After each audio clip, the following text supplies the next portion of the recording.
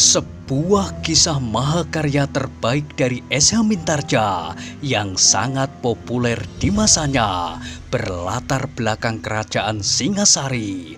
Dengan bangga kami persembahkan kepada sahabat Permata TV tercinta semuanya dengan judul Kisah Pelangi di Langit Singasari.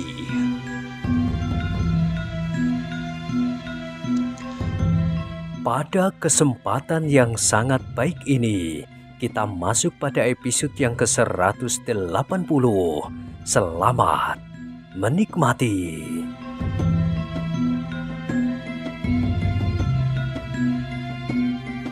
Pada episode sebelumnya telah diceritakan, Kebu Ijo terkejut mendengar jawaban Ken Arok sehingga ia berpaling. Tetapi dilihatnya Ken Arok masih tetap berdiri dengan tenangnya, memandangi orang-orang yang sedang bekerja membuat poko untuk Kebu Ijo itu. "Kau akan tetap memelihara prajurit-prajuritmu menjadi pemalas?" bertanya Kebu Ijo. "Kau belum pernah melihat mereka bekerja di bendungan?" "Di bendungan?" "Iya, di bendungan dan sendang buatan itu." "Oh, jadi prajurit-prajuritmu juga kau pekerjakan di bendungan itu?" "Iya, itu pun tidak akan aku lakukan. Prajurit-prajurit dari Tumapel hanya boleh bekerja di sendang buatan. Bendungan itu adalah tugas orang-orang Panawijen. Kalau semua kau kerjakan, lalu apakah kerja orang-orang Panawijen? Tidur dan menghabiskan bekal makanan kita. Seharusnya kau tidak mengucapkan kata-kata itu," sahut Ken Arok. "Kau harus melihat dulu, baru kau menilai apa yang kau lihat. Aku sudah melihat cara mereka bekerja, dan aku sudah dapat menilai juga tentang orang-orang Panawijen itu. Kalau bendungan itu tidak siap, dari mana sendang itu akan mendapat air?" Kebu Ijo terdiam sejenak, tampaklah wajahnya berkerut-kerut. Lalu katanya, "Ya, barangkali begitu. Tetapi baik terhadap orang-orang Panawijen dan kepada para prajurit, kita harus bersikap keras. Kita jangan membuat kebiasaan jelek antara bawahan dan atasannya." "Apakah aku juga harus bersikap demikian terhadapmu?" Pertanyaan itu benar-benar mengejutkan Kebu Ijo sehingga dadanya serasa berdentang. Sejenak prajurit muda itu justru terbungkam, tetapi matanya seolah-olah hendak menyala. Wajahnya yang tegang menjadi kemerah-merahan seperti bara. Dengan nafas yang seakan-akan menyumbat kerongkongan, ia bertanya, "Apakah maksudmu?"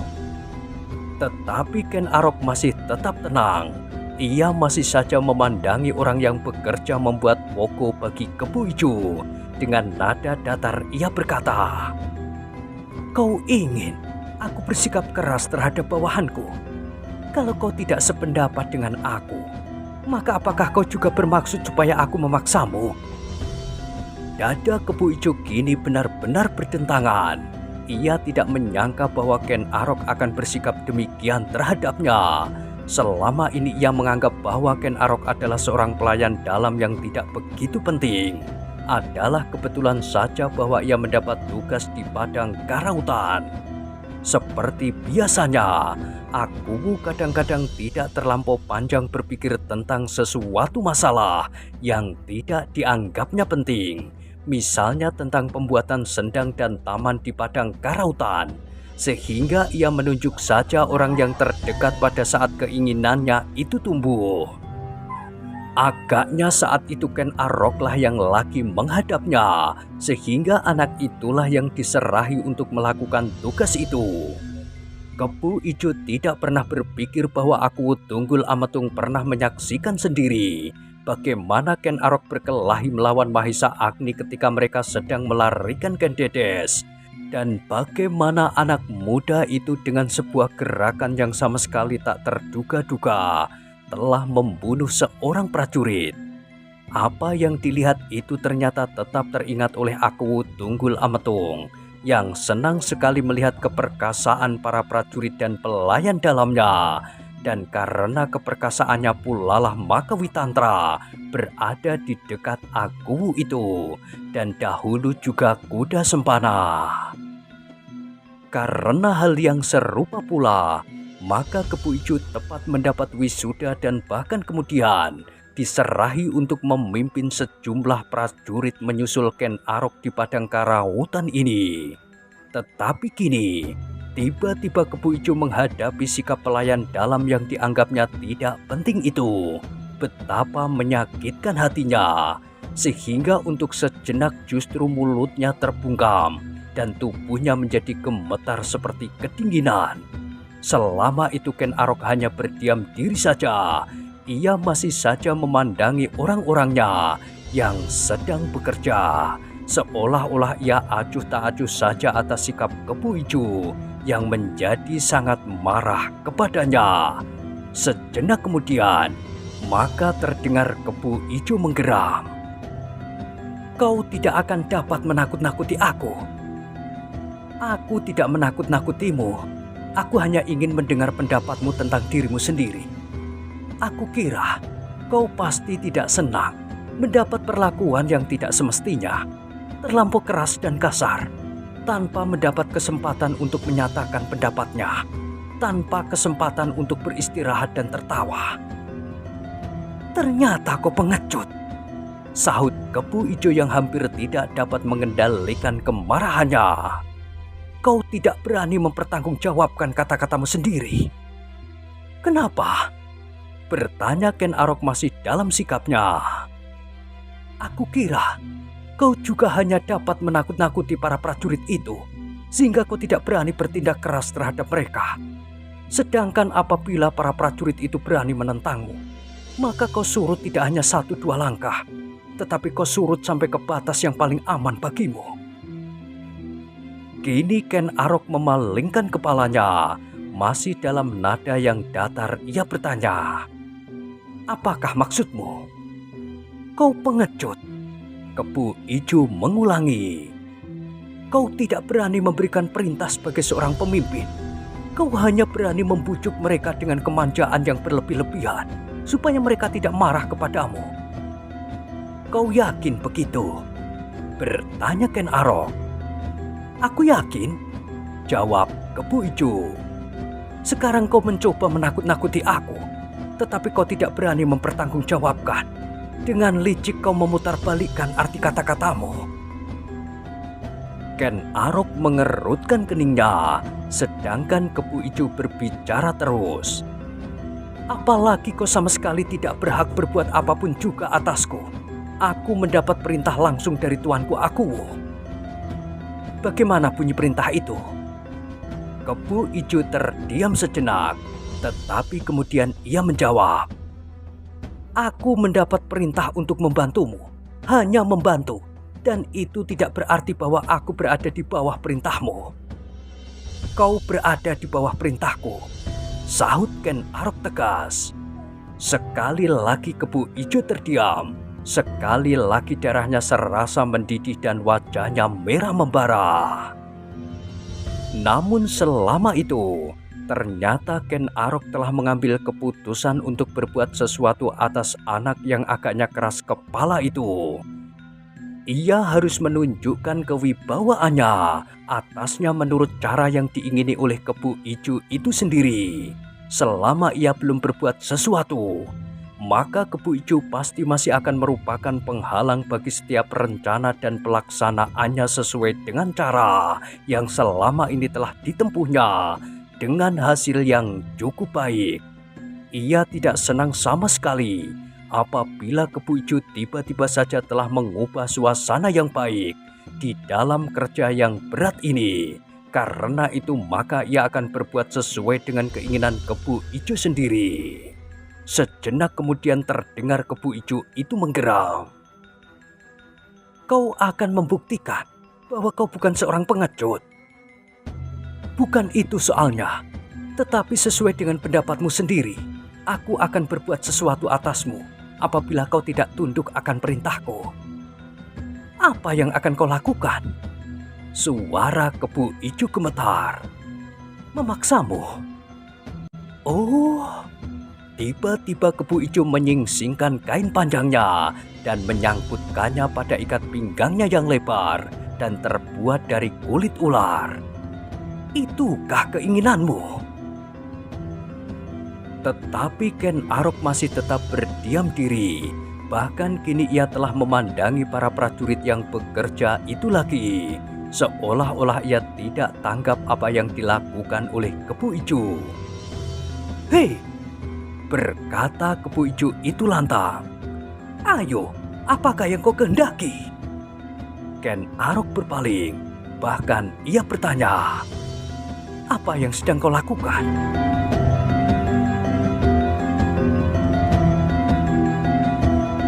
Mata Kebo Ijo terbelalak karenanya. Jawabnya, "Bukankah kau akan mencoba memaksakan pendirianmu kepada Kebo Ijo yang kau sangka akan bertekuk lutut dan menyembah kepadamu? Ayo, lakukan kalau kau ingin memaksa aku." "Iya, aku memang ingin memaksamu. Jadi kau harus tunduk pada perintahku. Itu saja." "Aku tidak mau." "Bagaimana kalau prajuritmu berbuat seperti kau, tidak mau tunduk kepadamu?"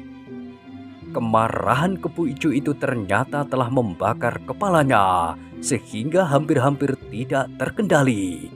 Bahkan tiba-tiba saja timbul keinginannya untuk menunjukkan kepada Ken Arok bahwa ia memang tidak dapat ditakut-takuti atau diancam dengan cara apapun. Ia akan tetap pada pendiriannya.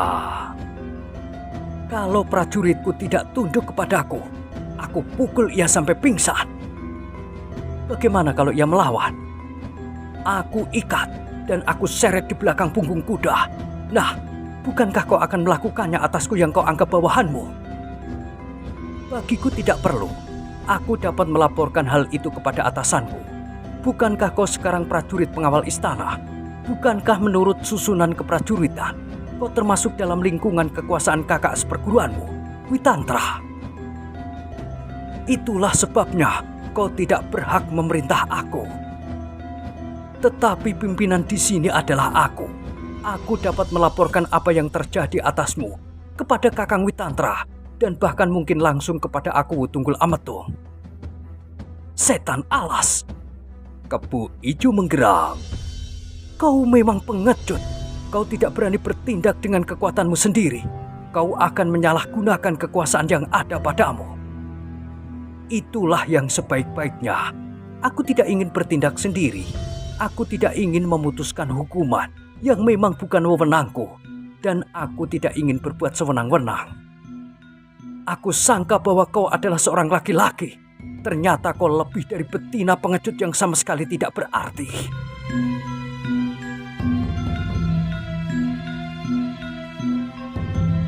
Ken Arok kini mengerutkan keningnya. Wajahnya menegang. Tetapi ia masih tetap berusaha untuk tidak bertindak tergesa-gesa. "Kau baru saja datang di Padang Karautan.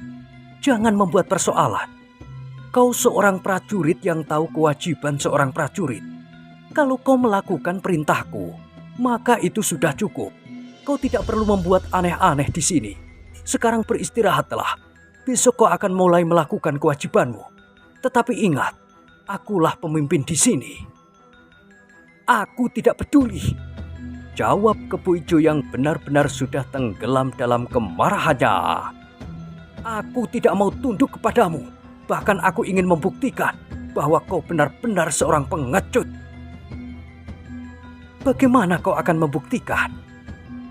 "Aku mengharap kau berani bertindak atas wewenang yang menurut perasaanmu telah kau terima. Ayo, kau harus memaksa aku. Kalau perlu, dengan kekerasan. Sesudah itu terserah kepadamu. Apakah kau akan melaporkannya kepada Kakang Witantra atau kepada aku Tunggul Ametung? Aku tidak berkeberatan untuk digantung seandainya aku dianggap bersalah menentang sikapmu yang cengeng terhadap anak buahmu." "Maksudmu kau ingin berkelahi?" Dada Kebo Ijo tergetar. Meskipun maksudnya memang demikian, tetapi keterus-terangan itu telah menghentak jantungnya. Namun akhirnya ia pun menjawab, "Ya, aku ingin berkelahi." Ken Arok mengangguk-anggukkan kepalanya.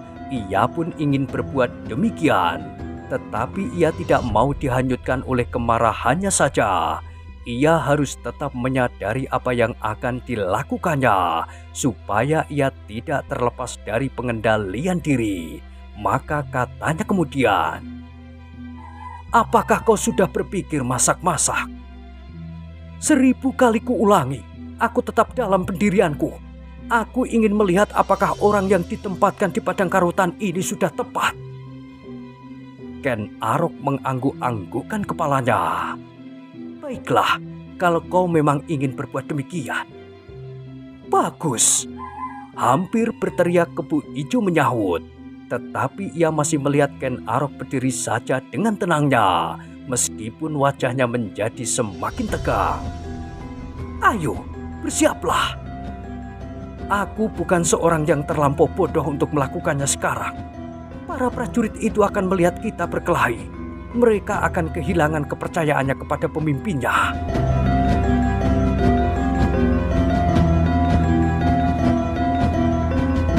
Sekali lagi mata Kebo Ijo terbelalak. Dengan gagap ia pun bertanya, "Lalu apa maksudmu sebenarnya?" "Aku memang tidak berkeberatan kita mencoba untuk sekali-sekali berkelahi, tetapi tidak di hadapan para prajurit. Sungguh memalukan. Menang atau kalah, kita sudah kehilangan kewibawaan atasnya. Selanjutnya akan memberikan contoh yang sama sekali tidak baik ke atas mereka. Dan mereka pun akan saling berkelahi satu sama lain, sebagai cara untuk menyelesaikan setiap persoalan. Jadi bagaimana? Aku masih ingin memisahkan masalahnya. Aku kira aku dapat menganggap bahwa persoalan ini adalah persoalan kita. Katakanlah kita yang masih terlampau muda.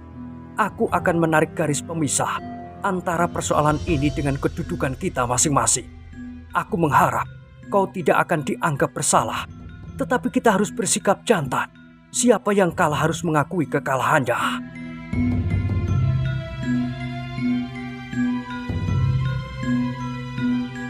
"Itu sama sekali tidak menarik. Kita harus mempertaruhkan sesuatu untuk setiap kemenangan dan kekalahan. Mungkin jabatan, mungkin kehormatan di hadapan saksi-saksi." Ken Arok menarik nafas dalam-dalam. Ternyata Kebo Ijo adalah seorang yang terlampau yakin akan dirinya, dan justru keyakinannya itulah yang telah mendorongnya untuk bersombong diri. Ia menyadari benar-benar kelebihan-kelebihan yang ada di dalam dirinya, dan ia ingin melihat orang lain mengagumi kelebihannya itu. Tetapi Ken Arok tidak ingin menanggapi sikap yang demikian. Ia masih mementingkan kewajibannya sebagai seorang pemimpin. Ia harus mempertahankan kepercayaan orang-orangnya dan memelihara ketertiban sejauh mungkin tanpa menunjukkan kekuasaan dan apalagi kekerasan terhadap bawahannya. "Apa katamu sekarang?" bentak Kebo Ijo ketika Ken Arok tidak segera menjawab. "Kita jadikan para prajurit itu sebagai saksi. Siapakah di antara kita yang berhak untuk mendapat taruhan?" "Sudah aku katakan," sahut Ken Arok. "Perbuatan yang demikian adalah perbuatan yang terlampau bodoh. Kita tidak perlu saksi-saksi. Kita percaya kepada kejujuran dan kejantanan diri. Ayo, apakah yang ingin kita pertaruhkan?" "Terserah kepadamu," sahut Kebo Ijo. "Kau yang menentukan." "Bagus, kita pertaruhkan jabatan kita. Kalau kau kalah, maka akulah yang memimpin prajurit-prajurit Tumapel di sini. Kau harus tunduk kepada semua perintahku. Kau menjadi pembantuku di sini, meskipun aku Tumapel tidak menginginkannya."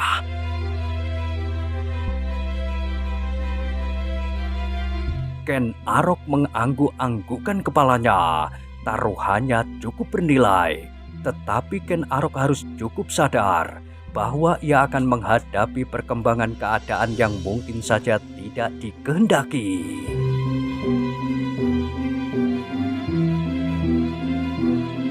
Kebo Ijo yang terlampau membiarkan perasaannya berbicara itu akan cepat kehilangan kesadaran dan perkelahian yang demikian akan berkembang tak terkendali. Tetapi ia tidak dapat mencari seorang saksi pun dalam perkelahian itu. Satu orang sudah cukup banyak untuk menyebarkan hal itu kepada seluruh prajurit di Padang Karautan dan orang-orang Panawijen, dan bahkan seluruh prajurit Tumapel. Lalu apa kata mereka tentang para pemimpin mereka, para perwira yang bertengkar satu sama lain, bahkan berkelahi?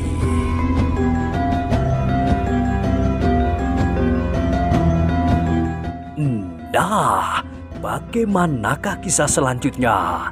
Silahkan ikuti terus kisah Pelangi di Langit Singasari pada episode berikutnya. Sampai jumpa.